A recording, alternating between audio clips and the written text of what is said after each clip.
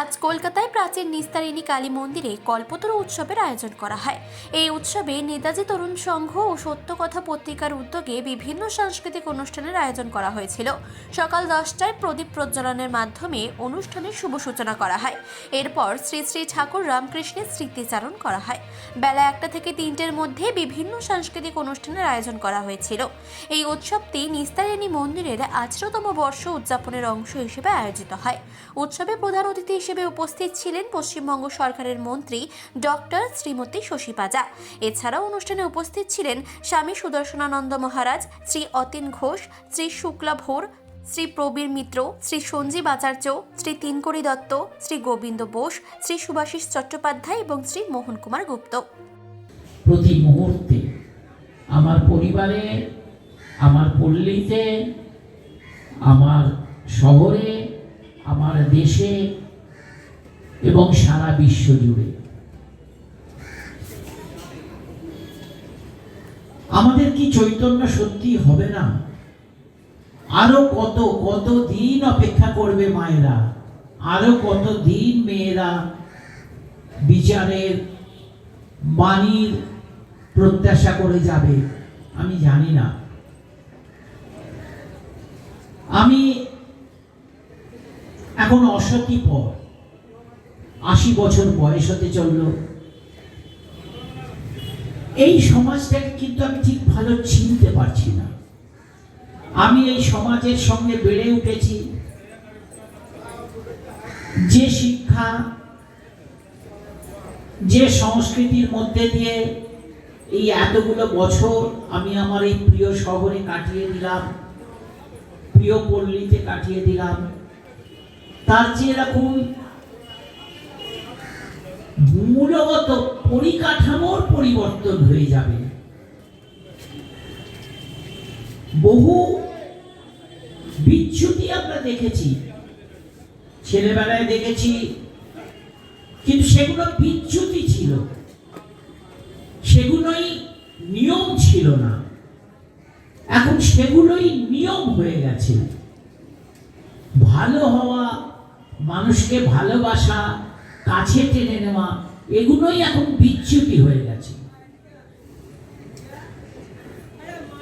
আমি জানি না আমার জীবদ্দশায় আমি এই সমাজ ব্যবস্থার সামান্যতম পরিবর্তন দেখে যেতে পারবো কি না। জ্ঞান নয়, আমরা জানি রামকৃষ্ণই বলেছেন যে ভক্তির সঙ্গে যদি জ্ঞান মিশে থাকে তাহলে হিরে বাঁধানো সোনার আংটি। হিরে এবং সোনা একসাথে মিললে যেমন মণিকাঞ্চন যোগ হয়, তেমনই ভক্তি এবং জ্ঞান একসাথে মিশলে। এখন ভক্তি বিষয়টা কি সেটা আমি আর যাব না, কেননা ভক্তি যার যার কাছে তার কাছে তেমন, কিন্তু জ্ঞানটা বাইরে থেকে আহরণ করতে হয়। আমরা বিবেকানন্দ এবং ঠাকুর এবং বিবেকানন্দের নাম মোটামুটি আমাদের এই সমাজে, আজকের সমাজে ভুলতে বসেছে। তাই আজকে এই সত্যিকথা পত্রিকা এবং নেতাজি তরুণ সংঘের পরিচালিত এই যৌথ উদ্যোগে এই যে কল্পতরু উৎসব মানে হচ্ছে, এতে করে অন্তত আমাদের পল্লীবাসী এবং সমস্ত ইয়াং ছেলেমেয়েরা অন্তত ঠাকুরের কথা তার কানে যাবে। ঠাকুর যে বলেছিলেন যে চৈতন্য হোক, সেই দিন থেকে আজ পর্যন্ত আমরা তার যে এই যে একটা সুদূর প্রসারী বক্তব্য, সুদূর প্রসারী চিন্তাধারা, যে মানুষের চৈতন্য, আমিও বলবো যে আমার এই যে প্রত্যেকটি মানুষ মানে আমাদের পল্লীবাসী এবং সারা পশ্চিমবঙ্গবাসী তথা বিশ্ববাসীর কাছে আমার মানে নিবেদন এই যে প্রত্যেক মানুষেরই আজকের যে সামাজিক, আর্থসামাজিক এবং প্রতিটা পারিপার্শ্বিক যে আবহাওয়া, সেই আবহাওয়ার মাধ্যমে ঠাকুরের এই নির্দেশ চৈতন্য হোক, এটা আমি আমার সবার কাছে আশা করব। এই বলে আমি আমার ছোট্ট বক্তব্য শেষ করব। এই নিস্তারিণী মা দক্ষিণেশ্বরের প্রথম মা। মন্দিরে ছোট হয়ে গেছিল মন্দিরের তুলনায়। শিল্পী নবীন ভাস্কর এক পাথর কেটে 3টে ঠাকুর তৈরি করেন। এই তিনটে ঠাকুর তৈরি করার মধ্যে দিয়ে প্রথম যেটা তৈরি হয়েছিল সেটা মন্দিরের তুলনায় ছোট হয়। সেখানে শ্যামসুন্দর গুহ ওখানে ছিলেন। তখন মাকে বলেন, রানীমা, আমাদের এখানে মহাদেবের মূর্তি আছে, কিন্তু আমাদের এখানে মা নেই, মাকে আমরা বসাতে চাই, এটা কি পাবো? তখন এরা রানী রাসমণি সানন্দে এখানে দেন। আর রামকৃষ্ণদেব যখন জানতে পারলেন তখন বললেন, মা আবার ছোট বড় কিনে সেই ছোট ভাই কোথায় রেখেছি, চলতো। তা আমরা বইতে পাই রামকৃষ্ণ স্বয়ং যেখানে যেখানে কার রেখেছেন তার মধ্যে 11 নম্বর বৃন্দাবন বসলেন, এখানেও রামকৃষ্ণ স্বয়ং ছিলেন। এই ঘটনাগুলো যখন আমরা কালেক্ট করলাম তখন আমরা রানী রাসমণির বই তখন আসেনি, নাটক হয়নি, সেখান থেকে অনেকে জানতে পেরেছেন রানী কাহিনী, কিন্তু আমরা দেখেছিলাম দেবচারিত্র কুটিরের বই থেকে এবং কথার উত্তর থেকে। তা সেই থেকে আমাদের গৌরীরা আমাকে বলেন, সুভাষী একটা কাজ করো, আমরা এখানে কালীবাড়িতে কল্পতরু উৎসব স্টার্ট করি। তা উত্তর কলকাতার বুকে 2008 সালে আমরা এখানে কল্পতরু স্টার্ট করি সত্যি কথা পত্রিকার পক্ষ থেকে, এবং নেতাজি তরুণ সংঘ আমাদের সঙ্গে অংশগ্রহণ করে। তা আজকে 18তম বর্ষ। তা আমি আমার বক্তব্য দীর্ঘায়িত করবো না, আমি শুধু বলবো আমাদের নীলকণি দত্ত সিটিকের কর্ণধার, পাশাপাশি আমাদের পত্রিকার একটা গর্ব যে উনি আমাদের পত্রিকার সঙ্গে পৃষ্ঠপোষকের বহুদিন ধরে যুক্ত, তাকে আমি তার মূল্যবান বক্তব্য রাখার জন্য বলছি। আমরা বাঙালি জাতি হিসাবে গর্ববোধ করতে পারি। আমরা যারা এখানে সত্যি ঠাকুরকে ভালোবাসি, আপনারা আজকে যেখানে বসে আছেন, যে মন্দিরই বলবো, এই মন্দিরের সামনে যারা বসে আছেন, এই পাড়ায় রাস্তার উপর যারা বসে আছে, এটা এত সুন্দর একটি জায়গা, একটি মানে কি বলতে পারি, আমরা এটাকে নিয়ে গর্ববোধ করতে পারি। ঠাকুর স্বয়ং এসেছিলেন এই বাড়িতে। সুভাষিতা একটু আগে বললেন না, এই যখন ঠাকুরটা ছোট হয়ে গেছিল তখন রানী রাসমণি এখানে পাঠিয়ে দিয়েছিলেন। তখন রামকৃষ্ণদেব বলেছিলেন যে কোথায়, মা তো ছোট বড় হয় না, এই কোথায় বসানো যায় সেটা আমি দেখতে যাব। এখানে এসেছিলেন, এটা আমাদের গর্ব।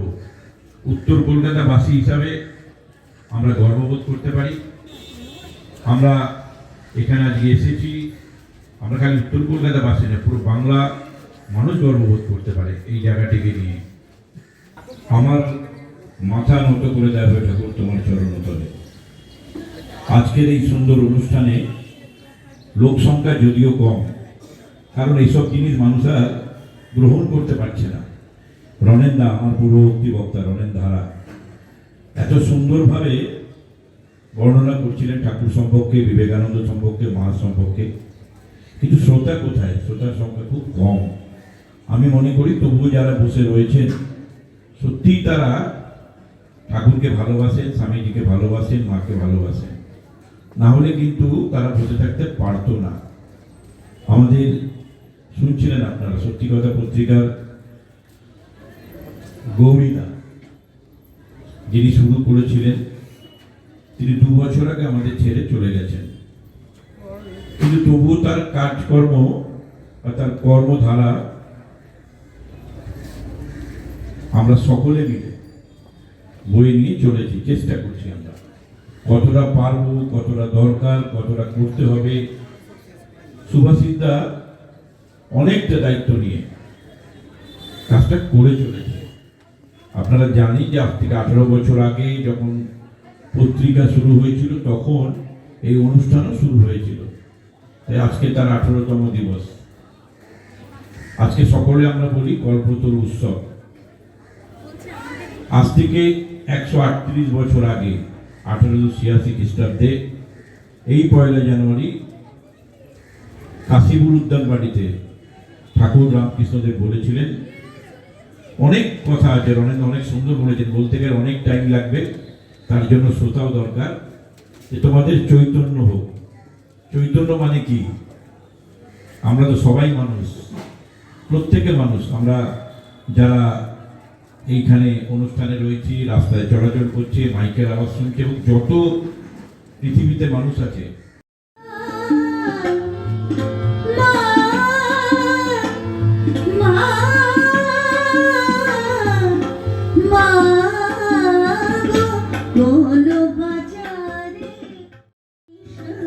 भगवान ओम रघुकुल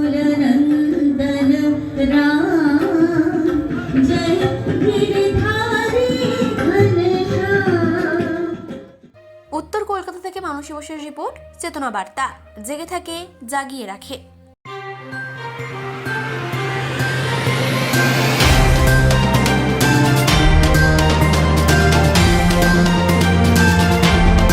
চেতনা বার্তা, জেগে থাকে, জাগিয়ে রাখে।